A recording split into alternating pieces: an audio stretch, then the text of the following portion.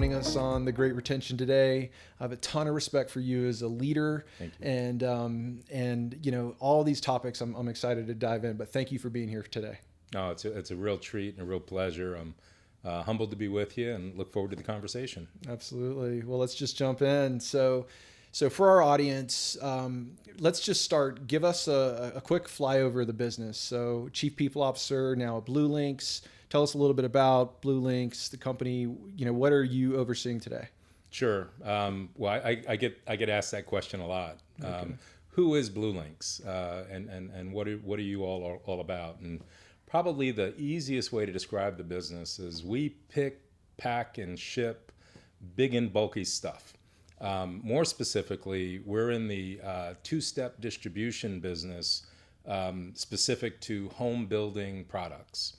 And we like to think of ourselves as really being in the business of helping people achieve and realize their dreams, particularly the dreams of either home ownership or safe and affordable housing. And we like to think that to the extent we can do our jobs well, effectively, and efficiently, we can ensure that prices are more moderated and materials are more readily available, again, to people who have those aspirations. We have about 60 locations across the United States.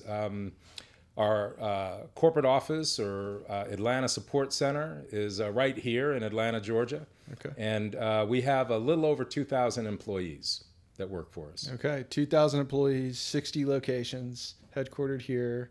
And just for also a little context for you from a leadership perspective, I know, a whole Rolodex of big, great companies that you've Coca-Cola, Extended Stay America, now BlueLinx, but maybe share just a little bit about your background too, if that's okay. Sure. Well, I've been abundantly blessed. I've had a terrific career and really have been able to achieve a lot of my own personal dreams and aspirations. Primarily in either a chief human resources officer role or a chief people officer role. I'm going to date myself a little bit. Okay. I've been in the seat here in that capacity. I think it's 4 or 5 public companies and almost 25 or 26 years in that role. And so, as you mentioned, Coca-Cola, actually Pepsi-Cola as well. Okay. I was lost and then I got found. Wow, I'm not going to okay. tell you which is which. Okay. And another company called Snyder's Lance, big snack food company, if you like Snyder's pretzels and Cape Cod potato chips, Office Depot. And if you're a grilling person, I even ran HR for the Kingsford Products Company. All right. Part of the Clorox organization for a little while. So larger organizations, perhaps, than BlueLinx, but really, again, feel honored and privileged to be in this role at this particular point in time, working with other members of the leadership team and the organization as a whole to bring our culture to life and help our employees realize their hopes and dreams, while at the same time, as I mentioned earlier, delivering our business model in such a way that it helps consumers realize their hopes and dreams around housing. Yeah, no, this is great. So on this note of bringing culture to life, so you bring a lot of experience into this role as a chief people officer at BlueLinx. So tell us, from your perspective, what does culture mean at BlueLinx? What is that culture, and then what does it mean to you as a leader? Sure, that's a fabulous question. I think lots of organizations have values, and I like to think that our behaviors are what actually make them real and bring them to life. And ultimately, culture is it's the walk that you walk every day within your organization. It's what drives behaviors within an organization. It's the catalyst behind management decisions, behaviors, and actions, and ultimately how our fellow teammates experience us. It's not what we say, it's what we do.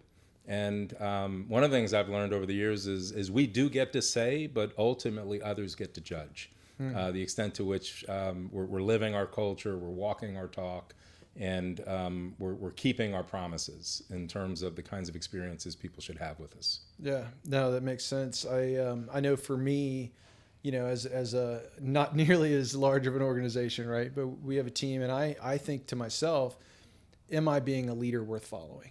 Right? I asked myself that question, right? And I've come to learn, to your point about it's for us to say, but others to judge. You know, people do see what you do. They see how you respond to that issue, that customer, complaint, whatever it is. And I've learned that we have this level of influence, whether we want it or not. And so we can be thoughtful about how we use that. So no, so this is, it's a topic that how you bring culture to life is a topic I've heard from a lot of leaders that is top of mind right now, particularly in distributed teams environments. Right. And so, I know at BlueLinx, 60 locations. So this is something that, there is some experience with, but for a lot of leaders, over the last couple of years, this was new. Right. So love to get your take on the kind of remote distributed teams. How do you create team connection? How do you keep that culture alive? Are there things that you've experienced that you can share that has been meaningful for your environment? Sure. No. Well, I'll go back to something you said a few minutes ago as well, and just make this pronouncement for our listeners. Sure. It's really important, I believe, that we all as leaders earn the right to serve other people and to lead other people. You really can't mandate it. You can't legislate it. And maybe you can, but it's short-lived. Obviously, it's compliance versus commitment.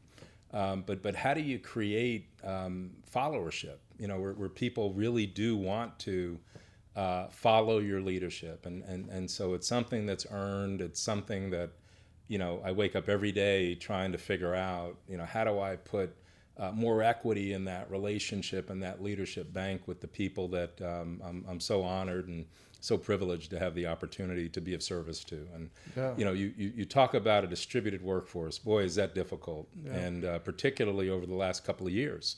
When many of us weren't together, and even now, you've got a lot of organizations, mine being one, that have kind of a hybrid work model. Where people may be in the office at times, maybe not in the office. To your point, we're far-flung and distributed with multiple locations. And so I think it starts with being really expressive and consistent and convicted, again, around your culture context. And it's like water dripping on a rock. You've just got to say it and say it and say it and show it and show it and show it and prove it and prove it and prove it over and over and over again. I think the other thing, and we've been very intentional, and we've got some great partners that we work with. We're very thankful to be able to use technology and be able to use platforms that are available today to create railroad tracks almost for the distribution of communications to people. And today we can meet people where they're at, in the palm of their hand, with various apps or other web-enabled platforms that allow us to communicate clearly to people and consistently with people on a regular basis. And so I'm really pleased to say that at BlueLinx, we've made that investment and we've found those partners, and it's really making a big difference in being able to create those channels of communication, those railroad tracks, if you will, and then make sure that we're positing regular content that's inspiring, that's encouraging, that allows people to be immersed in our culture, experience our culture, and contribute to our culture. The other thing is, personally, I spend a lot of time on the road, and I have great days in the Atlanta Support Center. Don't get me wrong, but I have incredible days when I go over the wall. I get into the business, and I get to slap backs, boots and on kiss the ground, babies, boots on the ground, and it was really funny. Just last week, I was in a location, and I was in a meeting, and I had to get up, and I had to go powder my nose, and so was walking through the break room en route to do that, and one of our teammates was looking at a television monitor that we had posted where we show content periodically, and he looked at me and he said, "I know you," and I didn't even stop. I was giving him a hard time, to be honest with you, and I said, "Look, man, not me." I said, "A bunch of people look like me, sound like me. That's not me."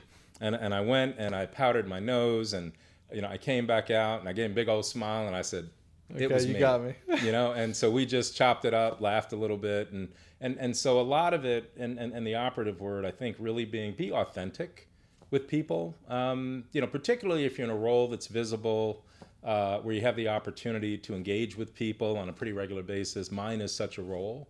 Is to build relationships and build authentic relationships through good old-fashioned interaction and personal connection. There's really no substitute for that. Yep. Yeah. So you said some really great things. One that just stood out: we as leaders have to earn the right to serve, and that can be a mind shift. Like, we earn the right to serve. I love that. There's a lot of I guess we'll call buzzwords or trends. The last few months it was the Great Resignation. Now a lot of people are talking about quiet quitting, which I guess is a fancy way to say disengagement, right? But this is impacting employees, right? And I know at BlueLinx, or you had shared with me previously that you went on a listening tour. So I wanted to hear about how have you guys approached. Have you been impacted by the Great Resignation, quiet quitting? Are there things that you've put in place? One of the things, going back to what you shared just a moment ago, Kevin, was the internal communications. I know that you partner really close with your marketing team, right? So now you have human resources and marketing kind of working hand in hand to make sure that messaging and reinforcing that culture is going out there. So, I mean, that may be one of those ways. But how have you experienced the Great Resignation, quiet quitting? Or is there anything that you can share that you guys have done to be proactive on any of those fronts? No, great question. And I guess I'll make the pronouncement. Both are very real. The Great Resignation, quiet quitting, it's a thing. It's a real thing. And if you haven't experienced it, you will. And so we've certainly been impacted. The labor market, it's incredibly competitive. I was having a conversation again with a leadership team about this a couple of weeks ago, and they said, "What do you think about the Great Resignation and quiet quitting?" And I said, "Well, let me comment on the Great Resignation." And I said, "Are any of you Avengers fans?" And they kind of looked at me. "What are you talking about?" I said, "It's like Thanos. He literally just snapped his fingers and half of the workforce is gone." And it's that competitive. And particularly when you talk about top talent, which we're all in pursuit of. Yep. And so, again, we've really tried to be very intentional in meeting people where they are and hearing and understanding not just their wants and needs, but also their joys and their dreams, which again may sound a little hokey. Right. But the honesty is, I believe devoutly, it's all about making a personal connection with people, and then trying to find ways that our platform at BlueLinx, our employment platform, our work platform, can help people realize those hopes and dreams and accomplish those objectives they have, personal objectives as well as professional objectives. And so, you know what? We don't always bat 1,000. Nobody does. But the honesty is, we're going to do our dead level best to meet people where they are, pay off their own WIFM, the what's in it for me, or their own employee value proposition that's uniquely theirs. And I think if you do that, then you have a much greater likelihood of being able to retain that top talent and keep people engaged. Yeah, I love that. So are there, I know that when you talk about hopes and dreams of people, that that can sound okay, what do you mean, how do you do that? But is there ways that you uncover that at BlueLinx? Are there ways that you kind of lean in? Is it encouraging managers to have those one-on-one conversations? I'm just curious, how do you get to that level? No, great question, because that's that's a little unusual perhaps in terms of how we're trying to define the relationship between employer and employee. Yep. In the old days it was really transactional, right? And again, I'm a devout believer that it's really got to be relational, it's got to be intimate, and it's got to be authentic. And so encouraging our leaders to have those conversations. I have a saying that I love, which is lead with heart. And then when I print that, I make the H and the R like 72-point font, right? Yeah, a little shameless plug for human resources. Yeah. But Lead with heart, and really try to teach our leaders what that means. And really what that means is, ask questions, get to know what's on the minds of your associates. Again, understand their pain points, understand their joy, and then try to find ways that we can be an enabling resource. And we encourage our leaders, come up with different ideas and different thinking. And the honesty is, if it's not illegal, it's not unethical, and nobody's going to get hurt, let's give it a shot. And if it works, let's do more of it. If it doesn't work, let's try something different. But it's thinking out of the box. It's trying new things, and really, really trying to meet people where they are. And a lot of it is just building trusting relationships where people disclose, so that you have access to that information, and then using your own leadership authority to try to action on those as best you can. Yeah, so the lead with heart resonates.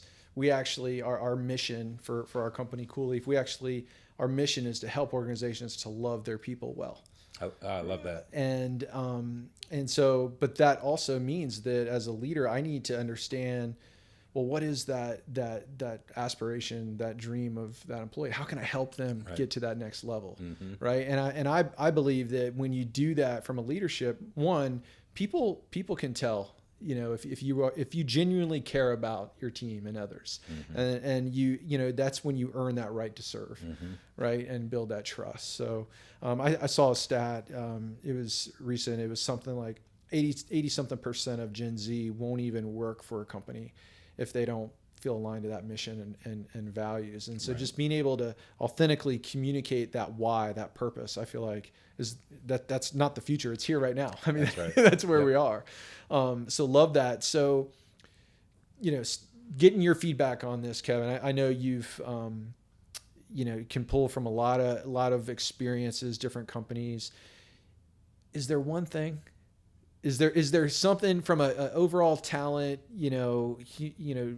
people management? Is there one thing that we can focus on that's gonna, really move us in this direction? Give us that nugget. Give us that drop it on us. Give us the mic drop moment here for us here. No, that's a fabulous question, and I wish I had a different answer, but the honesty is there's no silver bullet. It's in my view, it's doing a lot of things right consistently over time.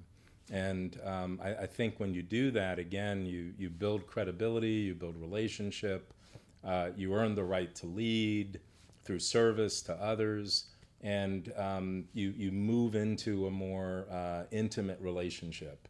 And I think that's what creates kind of the stickiness. But it's a lot of things, done consistently over time. Not a silver bullet. I like to tell people the fifth date is always better than the first date. And so the key is you got to get your dates in, and which means you just have to spend time with people and build relationship with people. Yeah, I'm filing that one away. I like that. I like that. No, this is great, Kevin. I really appreciate you just sharing your insights, right? And just being real too. Hey, there is no one thing. So for all these leaders out there, it's taking my cuts every day at the baseball game. It's the water on the rock, but it's consistently, and then having a heart where I'm just wanting to serve. I'm wanting to love and care for these people. It makes a lot of sense. That being said, as we wrap up here, and there's a lot of leaders looking to, hey, I want to apply something to my team. Is there a takeaway or a practical piece of advice that you can share, kind of lessons learned that you can share as we wrap up here today? Sure. No, thank you. Another great question. What I would say is start tomorrow, and don't wait for a manual or an article or a podcast, that's necessarily going to give you the answer, because there's no one answer. Right. And I would say, just start by being your most authentic self with people. And when I joined the company, I'll share this again with the audience. One of the things that I did is I put in, as part of my management routine, a monthly luncheon. And the title of the luncheon is get to know the best of one another. And that's the sole purpose of us getting together. Yeah. You know, a lot of folks go, well, are we going to review key metrics? Are we going to talk about the budget, or we going to overlay strategy for the next quarter? And I say, we're going to do that. We're just not going to do that right now. This hour once a month is 100% dedicated to getting to know the best of one another. And so the last meeting, we those who were brave enough, I was one, I just want to, put that out there, to share your baby picture. And folks had to figure out who was who. And so a little bit of vulnerability, a little bit of fun, because we're all funny looking babies. And building those relationships and getting to know the best of one another. And those are the kind of deposits I think, anyone can make, irrespective of your role in an organization, how big your team is, how big your organization is. It's building those relationships and really strengthening that muscle to be able to lead authentically and lead effectively over time. And so start right now and have fun with it, and make a difference in the lives of those you've earned the right to serve. Thank you again, Kevin. Really appreciate all your insights and joining us on the Great Retention today. Thank you so much. Appreciate it.